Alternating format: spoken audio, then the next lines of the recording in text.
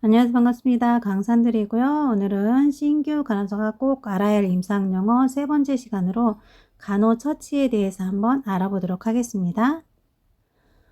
첫 번째로 complete bed rest가 있는데요. 이거는 보통 우리가 ABR 이렇게 이야기를 하죠. 그러면서 ABR은 절대 안정이고요. 절대 안정을 취할 때는 화장실도 가지 않고 기저귀를 착용하고 있는 상태를 우리가 ABR이라고 하고요. 다음에 ambulation이 있는데 ambulation 같은 경우는 보행을 가리켜요. 그래서 보행 연습 조금씩 할 때 우리가 ambulation이 가능합니다. 이렇게 이야기하잖아요. 그래서 ambulation은 보행을 이야기하고요. 다음에 어레스트가 있는데 이 어레스트 같은 경우는 심정지를 말하는 거고요. 심장이 뛰지 않는 상태를 우리가 어레스트라고 하죠. 그리고 밑에 아테리가 있는데 아테리는 동맥이고요.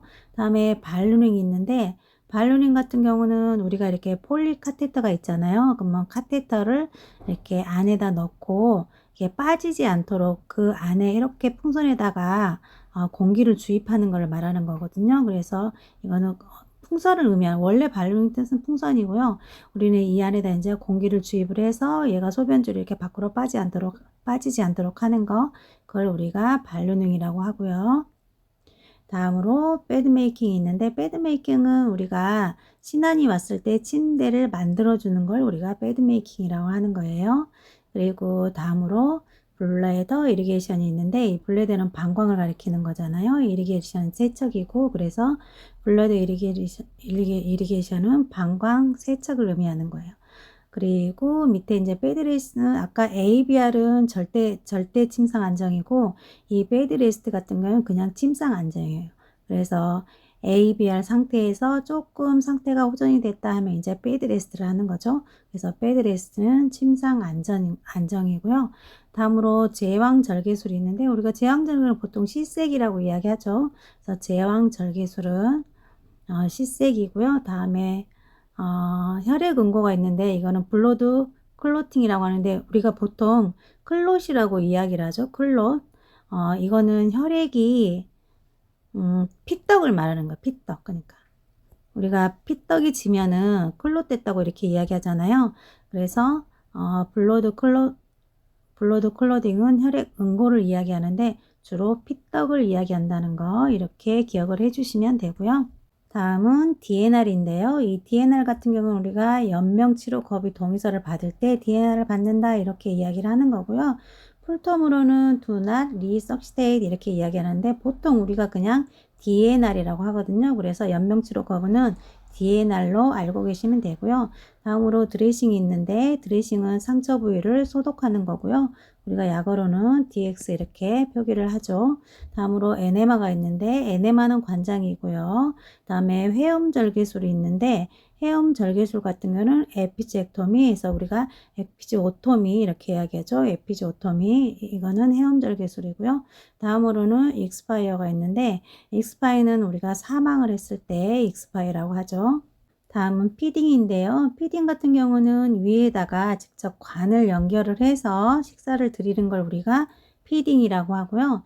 다음은 핑거 에네마인데 아까 산들이가 에네마는 관장이라 그랬잖아요. 핑거는 손가락이고 그래서 핑거 에네마는 손가락 관장이고요. 다음에 플루이드 믹스는 수액에다가 우리가 마리트롤이라든지 아니면은 뭐 삐꼼 이런 걸 혼합을 하잖아요. 그런 거를 플루이드 믹스라고 하고요. 그다음에 포올리시 카테터 같은 경우는 유치 도뇨예요. 그래서 셀프 보이딩이 안 되는 사람들 소변을 배출하기 위해서 우리가 유치 도뇨 이 폴리 카테터를 삽입을 하게 되는 거고요. 다음에 폴드롭 같은 경우는 우리가 수액을 이렇게 뭐 열이 심하게 난다든지 아니면 빨리 들어가야 되는 수액 있잖아요. 그 수액 조절기를 완전히 열어가지고 빨리 주입하는 걸 우리가 폴드롭이라고 합니다. 다음은 풀페이스 마스크인데요. 이거는 코하고 입까지 다 막은 상태에서 산소 공급을 하는 거예요. 그러니까 보통 우리가 뭐 나살로 하면은 코로만 하고 이럴 수도 있는데 코하고 입 동시에 산소 공급을 하는 걸 우리가 풀페이스 마스크라고 하고요. 다음에 헤모로스가 있는데 헤모로지는 용혈을 가리키는 거예요. 아까 클롯은 피떡을 말하는 거고 여기 헤모로지는 용혈을 의미하는 거고요. 다음에 인시전은 절개를 의미하는 거예요. 인시전은 절개. 그리고 인젝션은 주사 놓는 거를 말하는 거거든요. 그래서 인젝션은 주사 처치. 보통 우리가 인젝하고 나면은 ing 이렇게 기록을 할 때는 그냥 간략하게 ing 이렇게 기록을 하고요. 다음에 인투베이션은 기관에다가 관을 삽입하는 거를 우리가 인투베이션이라고 하고요. 다음에 레빈 튜브가 있는데 레빈 튜브 같은 경우는 위로 직접 관을 넣는 튜브를 말하는 거거든요. 그래서 레빈 튜브 같은 거는 위장관 튜브를 말하는 거고요. 다음에 메디케이션은 약물을 의미하고요. 메디케이션은 약물. 다음에 마우스케어 같은 건 우리가 구강 간호해 주는 걸 마우스케어라고 하는데 양치라든지 아니면 뭐 입술에 바세린 발라준다든지 뭐 이런 식으로 구강에 관한 케어를 하는 걸 마우스케어라고 하고요.